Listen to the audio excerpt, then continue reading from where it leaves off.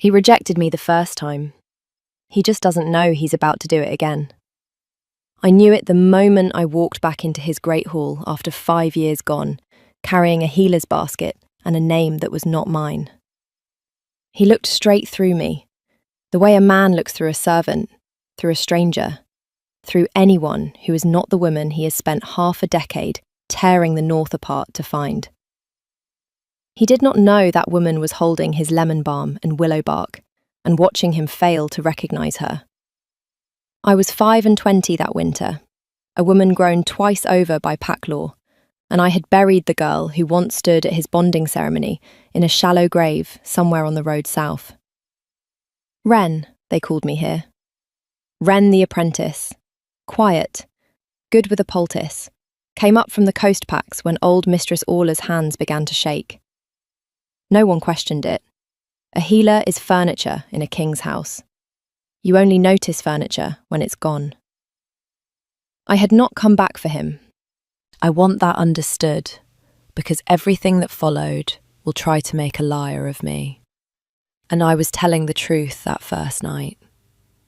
I came back because Mistress Orla was dying and she had asked for me, and because the curse that broke my life in half had been waiting 5 years for me to be brave enough to come and break it back.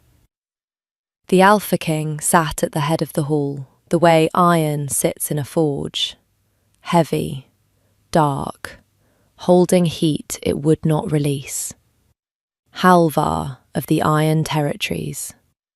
The strongest wolf alive, they still said, though I thought the man on that throne looked like something the strength had outlived.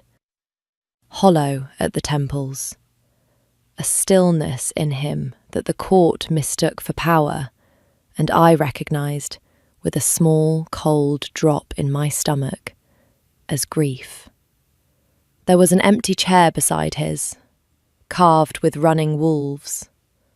No one sat in it. No one had, the kitchen girls whispered, in 5 years. I set down my basket and got to work, and I did not look at the chair. And I told myself the not looking was nothing. Mistress Orla's quarters smelled of beeswax and old paper. She caught my wrist with a grip like dried vine the first night I tended her. "You came," she breathed. "Marin." My true name in her mouth was a struck bell. I had not heard it spoken aloud since the night he cut the cord. "Wren," I corrected, gentle, glancing at the door. Her eyes were milky, but they found mine. "He's been looking for you," she said. "The whole north knows it. He doesn't." I changed the cloth on her brow and said nothing, which is a skill I had spent 5 years acquiring. Here is the thing I had carried for 5 years and told no one, because there was no one, and because saying it would have made it true twice. At the ceremony, where the king of the Iron Territories was meant to bind himself to the fated mate his wolf had chosen, he had taken the bonding cord from the priest's hands, looked at me across the firelit hall full of his entire kingdom, and cut it. Not refused it, cut it.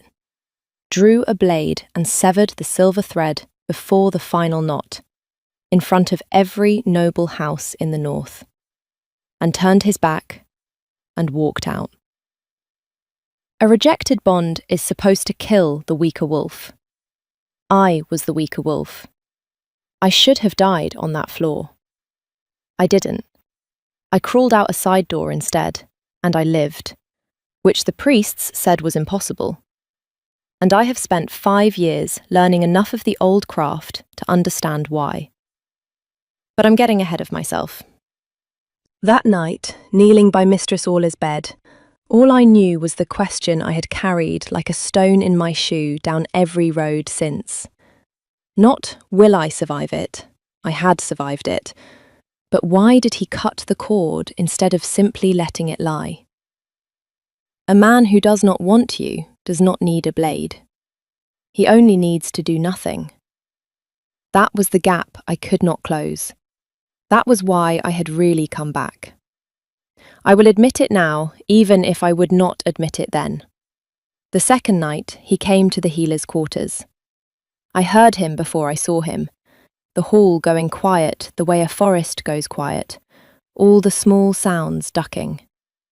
Then he was in the doorway, too large for it, and his eyes went past me to the old woman on the bed, and his whole face changed into something almost human.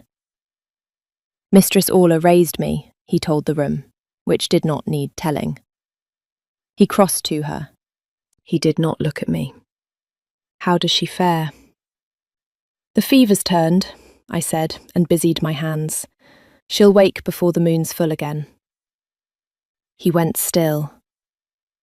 I have thought a great deal since about that stillness. At the time, I thought I had said something wrong. He stood over the bed of the woman who'd mothered him, and he did not look at the dying woman at all anymore. He looked at the back of my neck, where I had bent over my work, and I felt it the way you feel a window left open in winter, a cold attention, a draught of something. Your voice, he said. My hands did not shake. I have that to be proud of, at least. My lord? A long pause where the next word should have been. His wolf was awake in him. I could feel it pressing at the bond's old ragged edge, the one everyone but me believed was healed clean. He doesn't know, I told myself. His wolf knows. He does not. The cord he cut had severed the man from the truth as neatly as it severed me from the floor. Nothing, he said at last. You remind me of someone. I have one of those faces. The smallest sound came out of him. It took me a moment to understand it had been a laugh, or the ruin of one. He left without finishing whatever he had come to say, and I stood in the dark a long while afterward, with my heart doing something I had ordered it years ago to stop doing. He came to the library the next afternoon, which kings do not do. Mistress Orla kept her books in a long room off the king's study, and I'd been left to sort them while she slept. To pull the herbals from the histories, the useful from the merely old. I was halfway up a ladder with my arms full of a century of someone's marginalia when I heard the door and felt the whole room change temperature. You are not the one I expected to find up there, the king said. Mistress Orla is sleeping, my lord. I am to mend her shelves while she does. I came down a rung. Was there a book? There was a pause, exactly long enough for me to understand he had not, in fact, come for a book, and to watch him understand it at the same moment. A herbal, he said, recovering. Bound in grey. She used to read me out of it when I was small enough to be read to. He looked at the shelves as though they might volunteer it. I find I cannot recall a single word of it now, only that she read it. I found it for him in a quarter hour. He could have sent a steward. We both knew it. Neither of us said it. When I came down the ladder, the stack in my arms shifted and slid, and before I had finished deciding whether to drop it or fall with it, he had crossed the whole length of that room and put one hand beneath the books to steady them, near enough that I could have counted the grey at his temple, 3 full paces closer than a king has any reason to stand to an apprentice he does not know. He went still. So did I. The books sat safe between us, ridiculous, the only thing either of us was willing to look at. My lord moves quickly, I observed, for a man who claims to have forgotten a book. He took his hand back as though the herbals had bitten it. Something crossed his face, not quite alarm, more the look of a man checking his own pockets for a thing he was certain he had a moment ago. I did not... He stopped. He frowned down at his own hand. I do not know why I did that. I did. I had felt his wolf reach across that room a full breath before his feet caught up to it. But the kitchen boy stacking kindling in the doorway had seen the whole of it. the king of the Iron Territories bolting across a library to rescue a servant's armful of mildewed leaves. And by supper, I knew, the entire Undercroft would have the tale. I held out the grey-bound herbal. He took it and did not open it. He held it the way men hold things they have decided to keep. "Thank you, Wren," he said, and left with a book he had not come for, walking at a pace that was trying very hard to look unhurried. I went back up the ladder. I told myself the climbing was so that he would not see my face. I found the cord 3 days later. I was not snooping. I will defend that to my last breath, even though no one believes it. Mistress Orla had sent me to his study for a particular root she kept in his cabinet. She'd tended the king's own ailments for years and kept her stores in his rooms, near the fire, where the damp wouldn't reach them. I went in expecting bottles. I found, in a drawer that did not lock, beneath a folded square of grey wool, a length of silver cord, severed clean at one end. My cord, the one he cut. He had kept it. 5 years. Through 5 years of searching, of tearing apart the roads of the north, he had kept the proof of the thing he'd done, folded in wool like a relic. I was still holding it when the door opened. Lady Ingrid found me there, and I understood at once that of all the people in that fortress, she was the one who had never stopped looking at faces. She was beautiful the way a frost is beautiful, clean, total, killing. The court had her halfway to Luna already. The advisers spoke of the alliance her bloodline would bring, and the empty carved chair, they murmured, would not stay empty forever. She came into the room like she owned the air in it.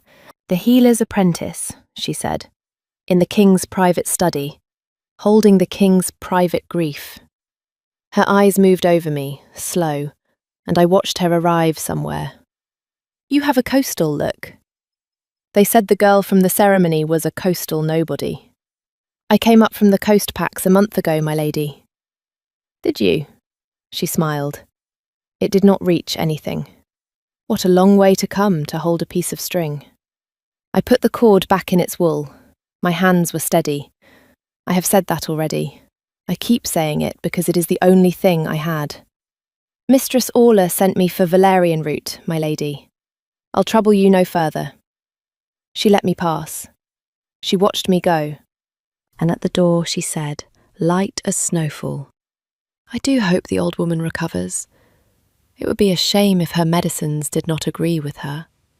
2 days later, Mistress Orla's fever came roaring back, worse than before, and her lips went blue at the edges, and I tasted the tincture I had not made that someone had left in my place on the shelf, and under the valerian, faint and bitter and unmistakable, the cold mineral note of crushed wolfsbane. Wolfsbane. In a healer's store, in a dose meant to look like a tired apprentice's mistake. It nearly worked. I will tell you plainly, but it nearly worked. Because I had been trained to trust my own shelf, and I had reached for that bottle without looking, the way you reach for a thing you have set down 100 times. I caught it on my tongue with the spoon already at the old woman's mouth. One more breath, and I would have killed the woman I'd come to save, and been hanged for it. And the only person who knew my true name would have died believing I'd done it. I poured the tincture into the fire. It burned green. Mistress Orla lived. I sat up 3 nights pulling her back, and on the 3rd night, grey with no sleep, I went to find the king, because Lady Ingrid had made a mistake. She thought she was poisoning an apprentice. She did not know she was waking up a woman who had spent 5 years learning exactly what poisons taste like, and why. If you have stayed with me this far, through the cord and the wolfsbane and the lady who smiles like a hard frost, stay a little longer. What I learned on that cliff is the part I have never told a living soul, And I find I would like, just once, to be heard while I tell it. If her voice is one you would keep company with on a long night, you know the small kindness the bell below is asking for. Now, the cliff, and the thing he finally said. I found him on the cliff path above the fortress, alone, which a king is never supposed to be. The wind came off the sea hard enough to lean on. He stood at the edge with his back to me and did not turn, and I understood he had heard me coming and chosen not to send me away. Someone put wolfsbane in my mistress's medicine, I said. No title. I had run out of them somewhere on the stairs. I know, he said. That stopped me. Lady Ingrid's hands are clever, he went on, still facing the water. Her father's house is cleverer. They have wanted the empty chair for a long time, and they have decided the surest way to it is to be useful to me, to find the woman I am looking for, or to make certain no one else can. He turned then. The grief was right there on the surface of him, no court between us to make him hide it. I let them search. It was the only way I could keep searching myself without my advisors calling it madness. I did not think they would start cutting away the people near me to do it. Why are you looking for her? I asked. I had not planned to. The wind took the words half out of my mouth, and I let it. He was quiet long enough that I thought he would not answer. Then, because I owe her a debt I can never pay, and because I am dying of having paid it. He said it the way you'd report weather. 5 years ago, my wolf chose his mate at the bonding fire. The same night, an hour before the rite, a man came to me out of the dark with a witch's mark on his tongue, and a message from the house that wanted me dead. The moment I completed the bond, the moment the cord was knotted and my mate was claimed before the pack, she would die of it. A curse laid in the cord itself. Bind her and bury her by the next moon. The sea kept moving. I do not think I did. So I cut it, he said, in front of everyone. I made them all believe I had found her wanting. Better the whole North think me cruel than let one of them suspect the cord was poisoned. Because if they knew it could be done, they would only do it again, to the next and the next. I cut the bond before it closed. I severed my own wolf from his mate to keep her alive. His jaw moved once. It should have killed her anyway. A rejected bond kills the weaker wolf. I have searched 5 years for a grave I could not find, because some nights I let myself believe she lived, and I am told that is the cruelest thing a man can do to himself. I had come up that cliff path full of a thing to say. I forgot all of it, everything I had carried for 5 years. The shame, the certainty that I had been weighed in front of the whole North and found to be nothing.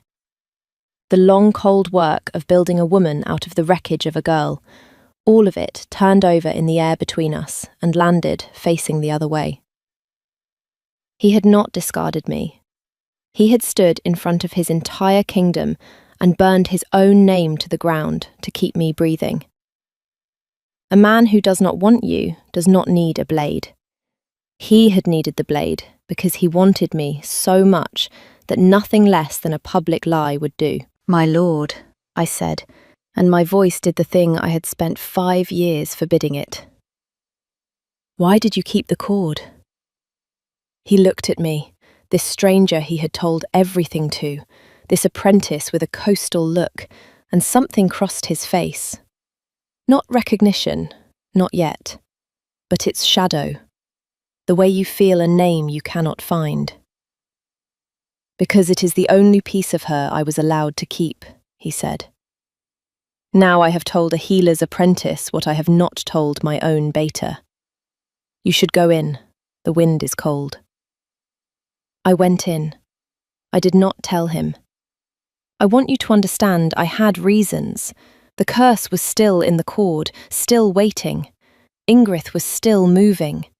He had built 5 years of careful lies to keep me alive, and I would not undo them in a gust of feeling on a cliff. But under the reasons was the smaller, truer thing, the one I am only admitting to you. I was afraid that if I said I am Marin, he would look at the woman I had become and find her wanting, and this time it would be real. So I did the coward's brave thing. I went to break the curse instead. It took me 11 days and Mistress Orla's whole library, and 3 burns on my left hand from holding salt and silver in the same fist. But I unpicked the working laid in that cord, the way you unpick a knot in the dark. By feel, by patience, by refusing to stop. A curse of that make has a spine to it. It does not want to be undone. On the worst night, the cold came up out of the silver and into my wrists, and I felt it reaching for my heart the way it had reached 5 years ago. The curse remembering me, recognizing the wolf it had been built to kill.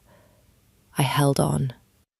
I have always been better at holding on than anyone gave me credit for.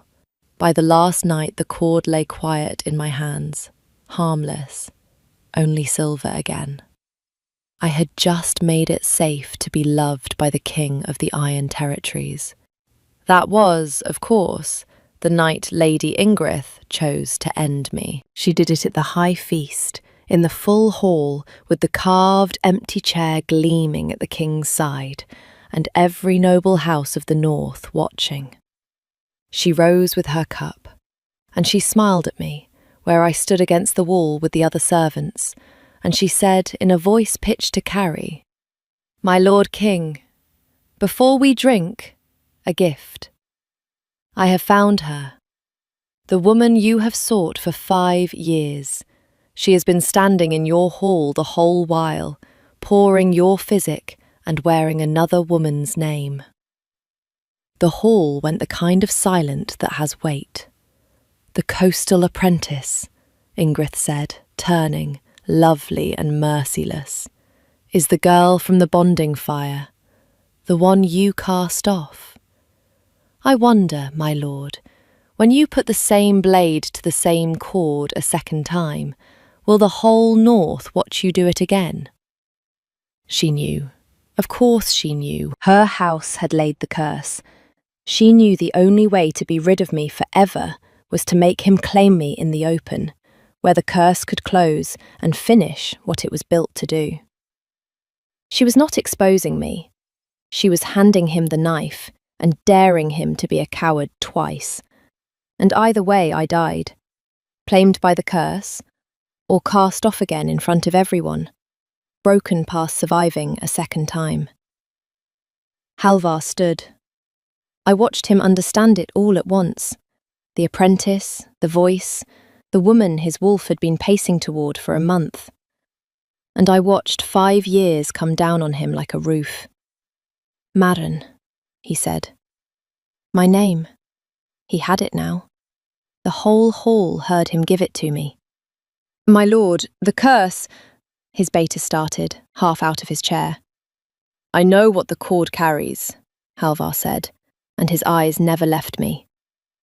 "I have carried the other half of it for 5 years. He came down off the dais. The court parted for him, because the court has always parted for him. He crossed the whole length of that hall to where I stood among the servants, and he stopped 1 pace away, 1 pace, when a king claiming his mate has every right to close it. And he held out his hand, palm up, the way you offer something to a creature that has been hurt and may not come. "They will tell you I rejected you," he said, low, only the front of the hall close enough to hear, though every soul in it strained to. "I let them tell you that. I let you carry it for 5 years to keep you breathing. And there is no apology in any language that pays for those years. You owe me nothing. You never did. My wolf chose you before I had the wit to, and I have spent half a decade trying to catch up to him." His hand did not waver. "I am not asking you to take the bond. I am asking you to take my hand, here, so that everyone watching knows I would rather die claiming you than live having let you go twice." Lady Ingrid's smile had gone fixed. "The cord will kill her," she said, too quickly, and that was her mistake, because no one had said anything about the cord, and the whole hall heard a woman name the weapon before the wound. I looked at her. I did not raise my voice. I had learned, over 5 years, that the quiet thing cuts deeper than the loud one. "The cord is clean," I said. "I unpicked your grandmother's working 11 nights ago in a dead woman's library. You built it to kill a frightened girl. You should have come back to check whether she grew up." Then I took his hand. "I will tell you what the kiss was, because you have stayed with me this long and you have earned it. And then I will tell you no more about it, because some things are mine."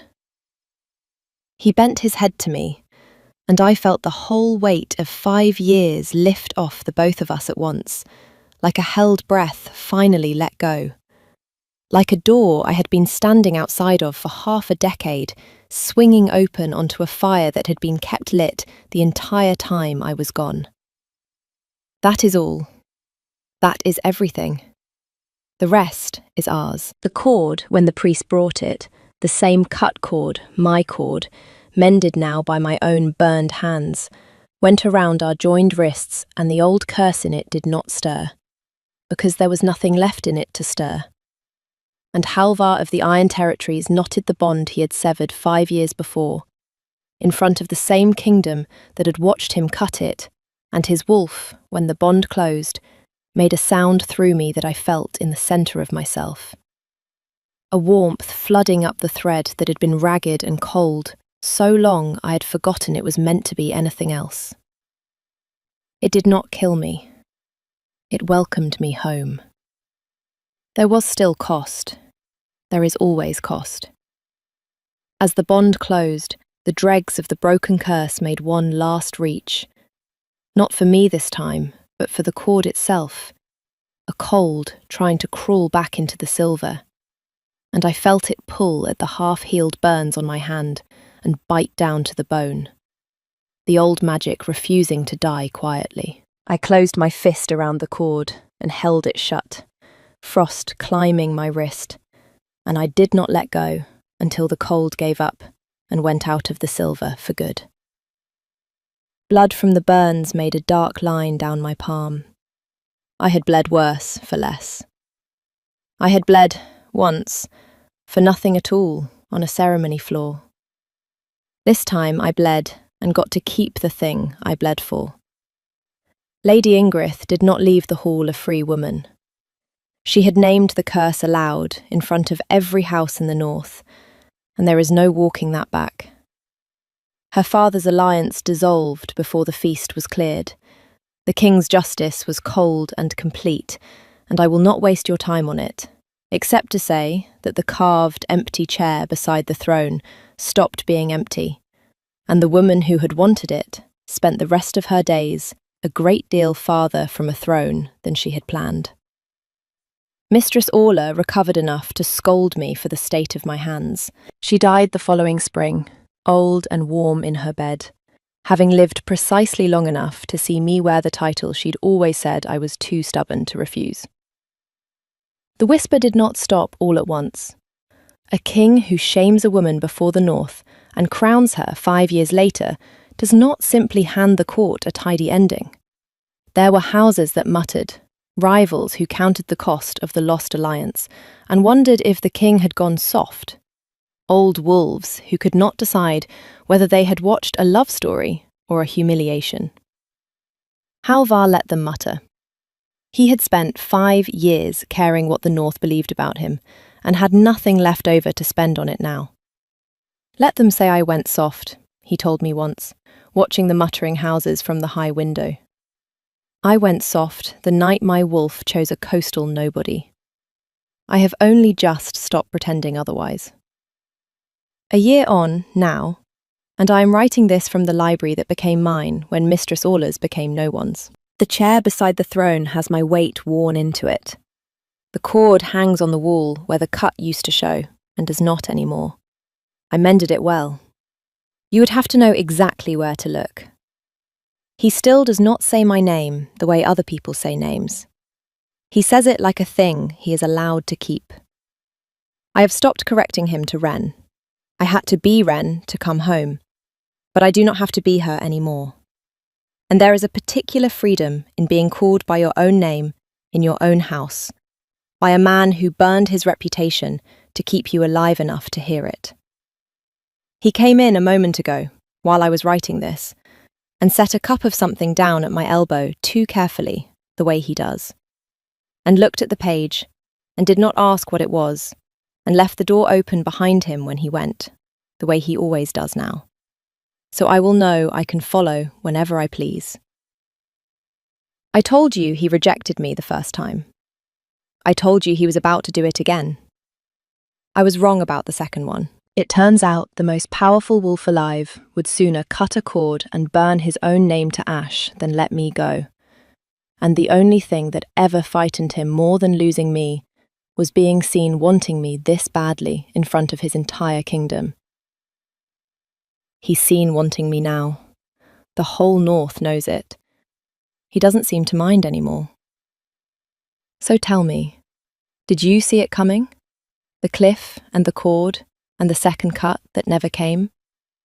Or did he fool you the way he fooled me all those years, into thinking the blade meant the opposite of what it meant? Stay a while in the comments and tell me where you're listening from tonight. I read them all, by candlelight, in the library that's mine now. And if you want to know whose story comes next out of the Iron Territories, you know where the bell is. Ring it, and stay with me. There's always another door left open.